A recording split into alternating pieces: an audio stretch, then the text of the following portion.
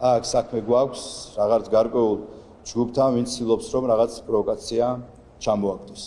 ქართულ ოცნებაში ირაკლი ღარიბაშვილის ისტორიაზე შეთქმულებებს აგებენ. ვიდრე ლიდერები გამოჩნდებიან და ყოფილ პრემიერზე მუხარებს განმარტავენ, მედიასთან საუბარი სადეპუტატო დონეზე გადაწყდა. ირაკლი ზარქუა, რომელიც ღარიბაშვილს აქებდა, ემადლიერებოდა და კეთილგანწყობასაც ავლენდა, დღეს ამბობს, რომ ყოფილი პრემიერ-მინისტრი მოტყუებულია.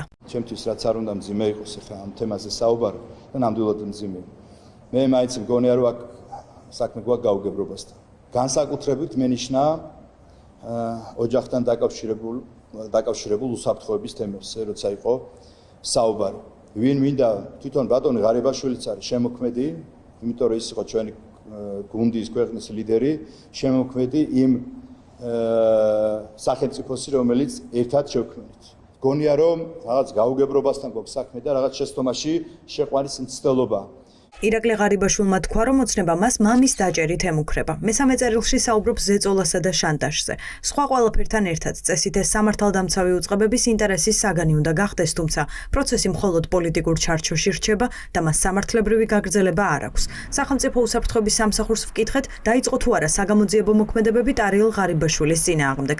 უწყებას არ უპასუხია. მან თვითონ უნდა დაასახელოს კონკრეტულად ვინ, რა ვითარებაში და სად და რა ფორმით გააკეთა ეს. რისთვის დაჭირდა არ ვიცი, მაგრამ ერთ რამეში დარწმუნებული ვარ, რომ არავითარი საფრთხე მას და მის ოჯახს არ ემუქრება და ამას არავინ არ დაუშვებს. ვინ უნდა დაიმუქროს და რატომ უნდა დაიმუქროს? თუ რეალურად განხორციელდა რაიმე სახის უკანონო მოქმედება, რა თქმა უნდა ის სამართალდამცავი უწყებების გამოძიების საკითხია, მაგრამ ამ მოცემულობით მას აქვს განსაზღვრული კონკრეტული სასჯელი, ის არის მშალდებული მძიმე დანაშაულთან მიმართებით და შესაბამისად ამ საკითხში კითხვები არ არსებობს და რატომ? იმიტომ რომ მან აღიარა ჩადენილი დანაშაული. როდის ყავდათ დაკითხვაზე ტარიელ ღარიბაშვილი? რას ეხება კითხვები? სამთავრობო თვითმფრინავით ღარიბაშვილის ოჯახის პირადი ფრენისთვის გადახდილ ფულს ქარხნებს დედოფლის წყაროში, ძვირადღირებულ მანქანებს თუ იმას, რაც საჯაროდ აქამდე არ თქმულა. მამის დაჭერის მუხარაზე მხოლოდ ღარიბაშვილი წერს. მისი ოჯახის წევრები ტარიელ ღარიბაშვილის დაკითხვაზე მიყვანას ან სხვა საგამოძიებო მოქმედებებს არც უარყოფენ, არც ადასტურებენ.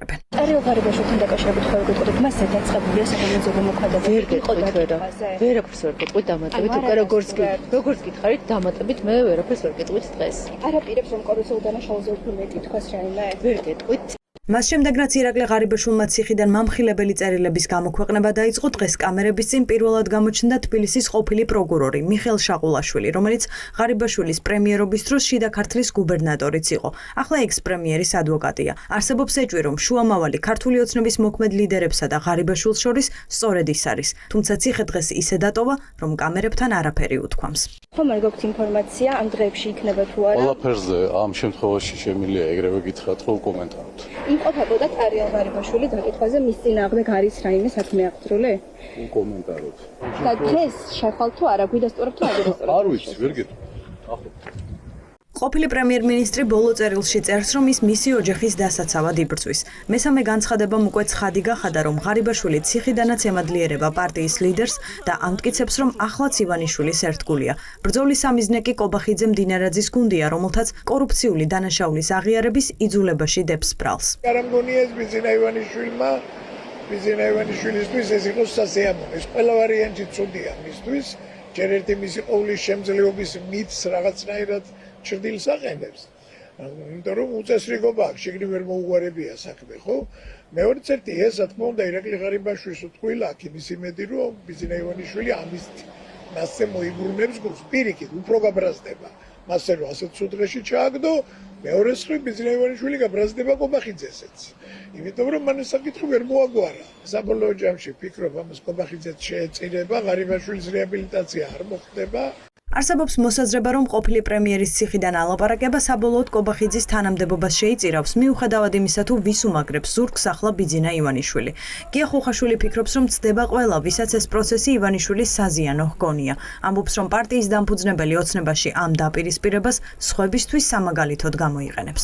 ამ ისტორიაში გასაგებია, რომ კობახიძე და მდინარაძეც მთლად წელში გამოყვანილად ვერ გამოიყურებიან, ხო და ეს ვიზე მუშაობს, ბიზინაზე მუშაობს. ბიზინაზე მუშაობს, ბიზინას სტილია ესეთი, ხო? მის ირგვლივ ყველა უნდა იყოს სუსტი მაქსიმალურად. ხა ბიზინა მიიღებს გადაწყვეტილებას დაიცვას მდინარაძე თუ არ დაიცვას. და დაცვა კიდე დაცვაში რაღაც ფასის გადახდა მოუწევს დინარაძეს, ხო, ილუზია ყოველ შემთხვევაში რომ მაგარი ტიპია ვეღარ ექნება. ექსპერტებს ყოფილი პრემიერის წერილებით ომში ერთი დასკვნა გამოაქვთ. ღარიბაშვილი ციხეში პოლიტიკური შეთანხმებით შევიდა და ახლა ამ შეთანხმების დარღვევას აპროტესტებს. დაზვერვის სამსახურის ყოფილი უფროსი ფიქრობს, რომ საჯაროდ საუბარი ირაკლი ღარიბაშვილის თავდაცვის ერთადერთი ბერკეტია, რომელსაც ახლა ის მისი ოჯახის დასაცავადაც იყენებს.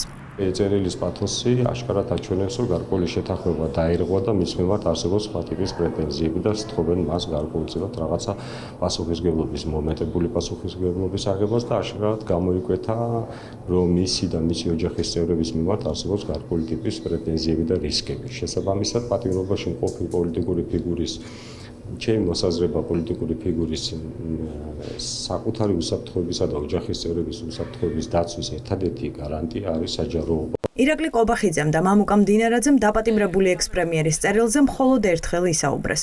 ყობახიძემ ღარიბაშვილის წერილს პრობლემური უწოდა, დინარაძემ აბსურდული, თუმცა კითხვები მათ მიმართ არ მოხსნილა. ისინი კი აღარ ჩნდებიან.